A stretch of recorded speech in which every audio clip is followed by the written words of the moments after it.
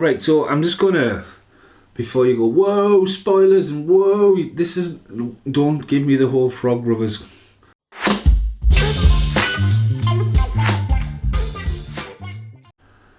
Hello and welcome to Review Rant Random for The Flash. Been a long time since I did a Review Rant Random, and I'm only really doing it because I'm generally bored. Not really. I just thought there's more content for the channel. Welcome to Rant Entertainment. Right, before you go whoa, whoa, whoa, and give us the whole Sam Frog Brothers kicking off about I don't know the full origins. I know more than most, but I don't know everything about DC, and I think that's where we'll probably dibble dabble in this bit. So I want to talk about my experience of seeing The Flash and what I thought of The Flash, alright?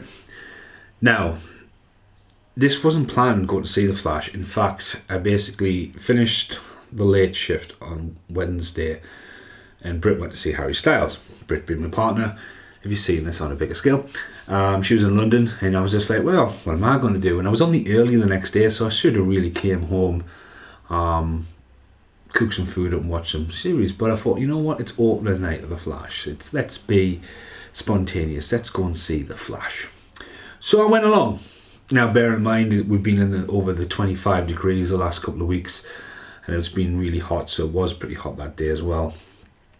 But I went in, and it's been a juggernaut of Transformers out, Spider-Man out. It's just been a film after film after film. And I looked, and I was at work, as I said, I was about to close the shop, and I was just like, right, there's a Flash on at 9:10. Now, it wasn't IMAX, it wasn't 3D, it wasn't laser, it was just Flash is on at 9:10. So I went, all right, I can make that. And I was like, oh, it's 2.5 hours, and that's a lot. So anyway, went to the screen, big foyer, you know. Want this, don't want this, do I want the other? It's no, do you want to donate? No, I want tickets. Bzz, bzz, bzz, bzz. Like half a toilet roll, like one ticket please. That's all I wanted. So I walked down and the last went, there you go. Last cinema on the left there, whatever. Went in, oh, someone here. The screen wasn't even on. I was like, door was shut. Went back out. It's the right screen. I went, do I want some popcorn? So I went all the way back down. Back to the screen. No, Coke, extra 70 pence for Coke. Yeah. I like Coca-Cola, right? It's a guilty pleasure. I don't want Pepsi Max. Is it Pepsi okay? No, it's not. Did I ask for Coke? It's like, do you want Coke or heroin? No, I want Coca-Cola. Coca-Cola. Right. Some popcorn, and then you go and stand here, right? Okay, order number. The only person here is obviously the next order. I walked over, yeah, okay, that's the one. There's your popcorn, and there's an empty pot. I think maybe talking about The Flash, but they just give us the pot and then told us to go over there and fill my drink up. I was like, well, okay, no ice, okay. Make your selection. Coca-Cola. Why the fuck did I pay that extra 70 pence? Because nobody's monetizing this. And monetizing. I don't monetize stuff. No one's monitoring this. I just went Coca-Cola. It's not like, what is your... Should go, if that's the case, what is your code? Like, put in the magic code on your receipt. If you want Coca-Cola, you've paid your extra 70 pence. No, I just filled it up. Now, I'll give them credit. It was a fucking bucket load of pop. And that's what I want. I want to be able to piss myself in the cinema. I want to be able to have to go out and miss half the film. No, I was thirsty. As I say, I just finished work. I hadn't any tea, so I sat there. I went back in. Still nobody in. So the seat I picked had yellow tape over it. I was just like, right, I'm not sitting there. I've paid for premier seats. I've done that okay. Now, again, with the whole premier seats and standard seats, all the fucking seats should be the same unless you go to the laser or the IMAX. Making people pay up to that because apparently the premium seats are the premium seats. A lot of people like to sit at the back. I sat in the corner. I was just literally, I'll go there. Fucking light comes on. Still nobody in. And the film starts and there's still nobody in the fucking cinema. And guess what? There was nobody in the cinema all showing. 9 o'clock on opening night. It's a bit of a crime. So I sat there. And it's a nice experience though. There's no one in the cinema. So I've got my popcorn. I've got my bucket of pop. Let me take in all the fucking adverts. And why does the adverts have to be so depressing at the cinema? you go to escape, not to feel, well, I better not go swimming on the weekend, I might drown. Do you know what I mean? I was just like, grim. It's like, fucking hell. I don't want to feel, I don't think any adverts should be grim at the cinema. You're there to escape, not to sit there and go, because you're going to watch a film, you don't know what's going to throw at you. But like, you don't want the adverts to be like, make sure you check yourself and stuff. It's just like, raise awareness in a bus stand, because I'm sick of seeing stuff in the bus stand. I don't want to see it at the cinema. It's my rant. Again, I'm waffling away. Okay, so film starts. Now, I'm a massive fan of Batman. Always have been. Always remember the Christmases as a kid. I always remember the countdown. I always remember being denied to go and see Batman Returns with my dad, and ended up having to go and see Wayne's World as a kid. But Batman, you know what I mean? I'm always going to be a Michael Keaton Batman. I think he's the best Bruce Wayne, and it doesn't matter where he's in the masks. But again, Batman. And even took the day off school to see Batman Forever. It hasn't really aged well. You know, Val Kilmer's not Batman, is he? So anyway, film starts, and when it comes to DC, I find DC Universe quite messy. Now, I have seen the bulk of the DCs. I recently watched Black Adam. Wow. I haven't seen Shazam, but I haven't even been keeping up with the Marvels. I haven't seen the Eternals. I haven't seen the new Ant-Man. I haven't seen Quang-Chi, whatever he is. I just can't keep up with them. But going into this, I kind of felt like it's its own kind of story once it gets rid of the tie and the loose ends, because trying to come off the back end of the Snyder cut of Justice League, and you've got the Justice League, which is quite messy to begin with, then, you know, I think I really enjoyed Aquaman, so Aquaman might have been a push in to go this. I haven't seen the last Wonder Woman, but I did go to the pictures to see the other Wonder Woman, and did quite enjoy that. But again, I think the series is totally messy. There hasn't been a bigger plan in this whole reset. I just stayed out of it. I went generally to see Michael Keaton. That's the end of the day. And I sat there for 2.5 hours. And here we go with the spoilers. So if you haven't seen it, stop watching. There's been a lot of stuff in the press about the Flash himself, whatever he's been doing, always will be. Obviously, Batgirl is a massive, massive question mark, considering Brendan Fraser won the Academy Award, and he's meant to be Firefly, and Michael Keaton's meant to be in that. So you kind of like, oh, they're building this, but then apparently this is the last one of this, the Snyder cut or whatever. As a film, I went there and I kind of enjoyed it. I did find some of the CGI weird, and apparently it's meant to be like that, but like the bit where if there's a guy in a mask talking and a dog barking, shut up. He just looked weird at certain points. The CGI does look weird, and again, I know the Russian and all that, but again, it's the whole, do you really have to have two people in the shot? Can you not do the old school, like faking it and stuff like that, and just block it right and let the actor do the acting, rather than make them CGI and fill in the void with CGI? You know, again, you go into it. I think it had a lot of good humour. I think DC being a little bit edgy works for them, because again, if you look at the original Batman and then Tim Burton's Batman Returns, they're dark as shit, and like over the years people have come to love them, cartoonalising them, that's a word, like Joel Schumacher did people really want the camp Adam West Batman kind of thing back? Is that the perception? Could DC be a different juggernaut if they kept on the dark side and went, this is a movie, it's not a comic, it's, you know, it's a film? But maybe it's not. But I just think, like, you take it in there. Again, Ben Affleck's Batman, and the Flash is running around, and there's going to be an echo. Now, I remember going to see Doctor Strange and being really disappointed with Doctor Strange. Sam Raimi, I know Sam Raimi, I've fallen through that multiverse. I think they absolutely just gooned that. I think Doctor Strange should have been before Spider-Man No Way Home, because that is exactly what we wanted, and you kind of think they could have had so much in that multiverse and alternative realities and stuff like that, but they didn't do that. And I remember sitting in Doctor Strange going, I generally was really disappointed with Doctor Strange. And then obviously this, you go into it, and the whole alternative reality, explaining timelines, it's no predestination with Ethan Hawke. If you ever want to have your nose bleed trying to work out time travel, watch that film, because that's one of the best out there. You know, going back in time and meddling and trying to keep on top of the story, and here's Wonder Woman there, he's gone back. And you go to that film waiting for Batman, don't you?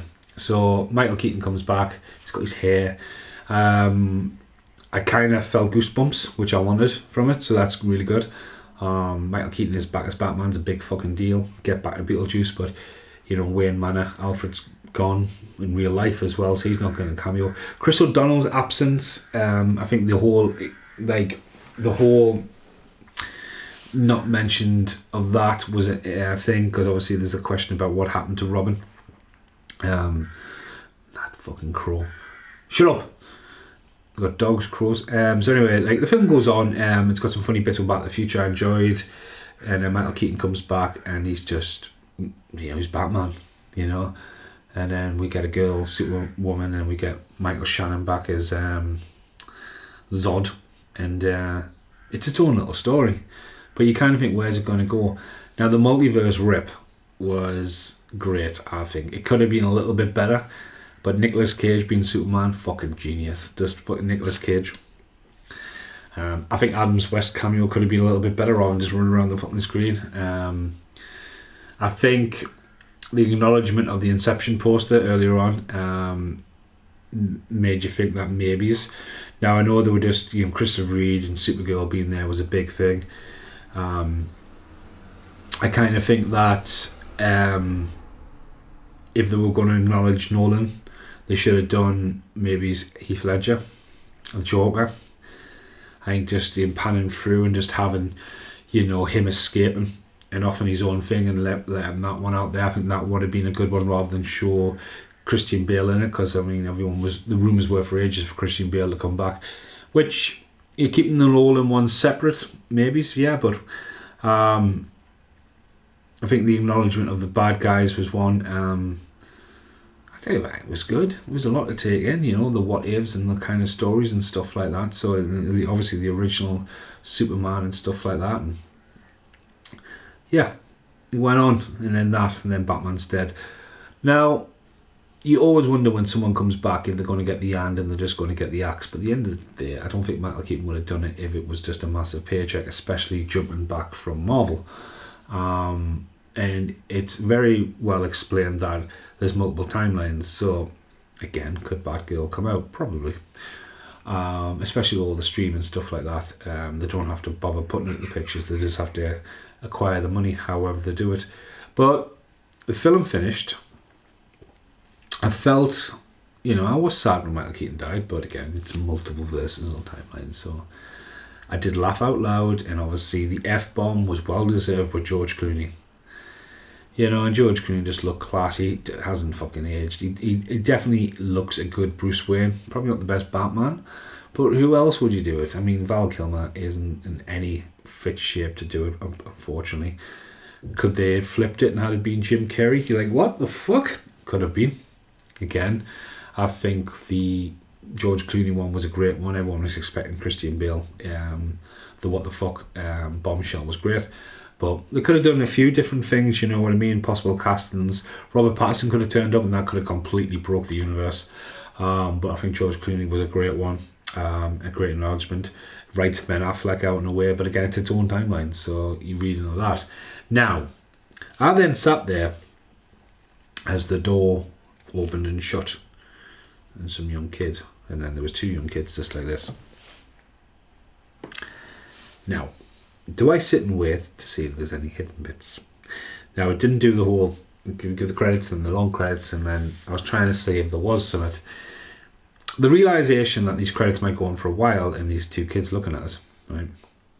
I was like, okay. Now, I forgot to mention all the way through this, at one point I dropped my popcorn.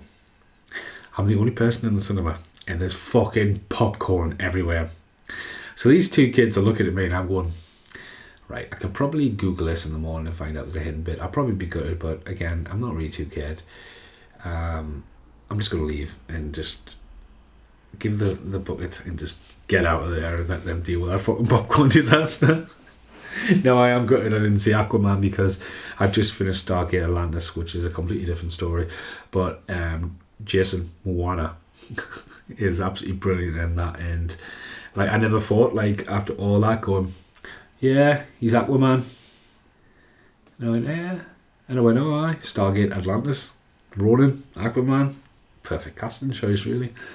You know, but again, as I said, as a cinema goer, I didn't get the experience I wanted. Sitting in the cinema is one thing, but then when you're sitting there and, you know, you get the energy of other people, you know, people laughing out. And I think the biggest problem is, I think, just how many films are out, and, you know, the weather's been a massive factor. But then, you know, times wise, 9:10 was a weird time. It worked well for me, but the fucking film didn't start until nearly 20 to 10. You know what I mean? The adverts, like, it should tell you the adverts, but then that would put the trailers on, then the adverts. So if you want to see the trailers, yeah, then you've got to watch the adverts. That might be a better solution. You know, but yeah, as I said, I will buy it when it comes out. I like it from Michael Keaton. A little swan song there and that. I know Paul Ray enjoyed it. And I know my friend Carl, who I do all the podcasts, absolutely fucking hated it. So it's one of the ones where you're like, okay, I'll see you in the outtakes. I don't know where I got to go.